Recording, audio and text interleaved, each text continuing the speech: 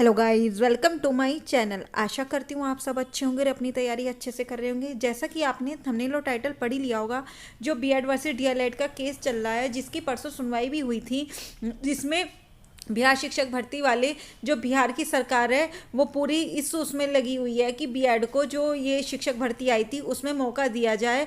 और क्योंकि उस टाइम जब नोटिफिकेशन आया था बीएड छात्र उसमें अवेलेबल थे, तो एलिजिबल थे, तो इसलिए आपको बीएड छात्रों को उसमें मौका देना चाहिए। तो यहाँ बीएड छात्रों के लिए क्या खुशखबरी आई है, सुप्रीम कोर्ट से क्या बड़ी खबर आ रही है और मुख्य न्यायाधीश का क्या मतलब है, और सुप्रीम कोर्ट बिहार शिक्षक भर्ती पर क्या पक्ष ले रहा है, तो इस वीडियो में स्टार्टिंग से लेकर एंड तक बने रहिएगा। आपके सारे doubt step by step clear हो जाएंगे। इससे पहले चैनल पर नए आए तो चैनल को सब्सक्राइब करके बेल आइकन प्रेस जरूर कर लीजिएगा। यहाँ आपको सारी ऑथेंटिक जानकारी बिल्कुल समय से मिलती है।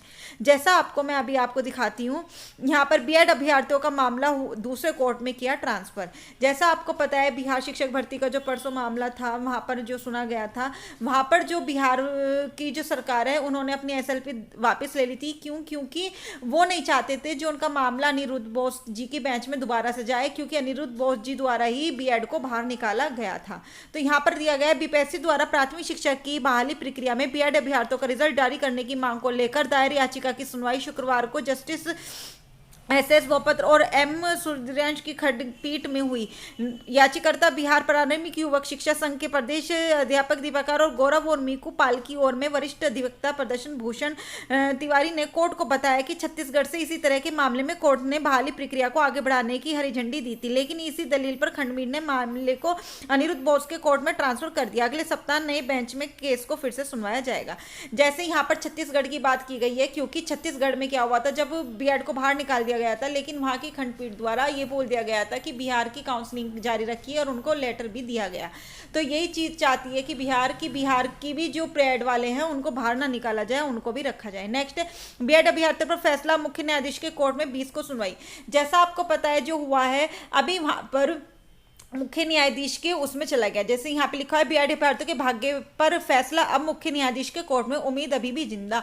मतलब अब जो अनिरुद्ध बोस जी को कैंसिल जो उन्होंने कह दिया था, मैं अनिरुद्ध बोस जी के बेंच में नहीं करेंगे, अब मुख्य न्यायाधीश जी चुनेंगे कि किसके बेंच में ये फैसला जाएगा। तो यहाँ पर अभी बीएड छात्रों के लिए उम्मीद की किरण अभी बाकी है। और आपकी जो सुनवाई है कंप्यूटर जनरेटेड है, वो 20 अक्टूबर को बोला जा रहा है और आगे पता चले कब होगा। अभी फिलहाल 20 अक्टूबर को ही है। रिजल्ट के बाद भेजी जाएगी अधियाचना। यहाँ पर आपका लिखा हुआ है, आप पढ़ सकते हैं। यहाँ पर आपकी ये चीजें रखी है। बोपन्ना एवं सुंदेश खंडपीठ ने इस मामले के मुख्य न्यायाधीश चंद्र के पास भेज दिया है। अब अगली सुनवाई 20 अक्टूबर को होगी, ये नीचे बॉक्स में लिखा हुआ है। तो यहाँ पर ये निकल के आता है निष्कर्ष, जो अभी बीएड छात्र हैं उनकी अभी बाहर निकलने दिया गया है, लेकिन उम्मीद अभी भी बाकी है। बिहार शिक्षक भर्ती, बिहार ये पूरी जान लगा रही है कि जब नोटिफिकेशन आया था तो बिहार को या तो उसमें शामिल करें, और अगर नहीं करना है तो फिर ये पूरी भर्ती को कैंसिल करके दोबारा से होगी। तो यहाँ पर डीएलएड और बीएड छात्र दोनों अपनी पूरी जोर जान लगा रही हैं, और बिहार शिक्षक भर्ती, बिहार की सरकार भी बीएड वालों के हक में है। तो यहाँ पर अब जो भी होगा, मुख्य न्यायाधीश किसके बेंच में डालते हैं और क्या होता है, वो तो आपको 20 अक्टूबर को पता चलेगा। 20 अक्टूबर में जताई जा रही है कि आपका केस थोड़ा क्लियर होगा।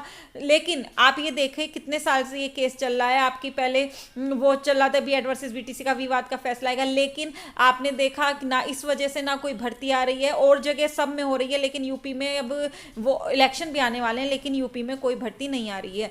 तो मैं यही कहूंगी, आप भर्ती की मांग कीजिए, चाहे वो बीएड हो चाहे बीटीसी हो, नहीं तो आपके एक बार इलेक्शन हो गए, फिर भर्ती 5 साल के लिए चली जाएगी। तो जो भी होगा इस चैनल के माध्यम से आपको बताते रहेंगे, और आपको यहाँ पर जैसी भर्ती आएगी free of cost notes, maths, reasoning, current, सब की आपकी तैयारी फ्री ऑफ कॉस्ट कराई जाएगी। आज के लिए इतना ही। Thank you.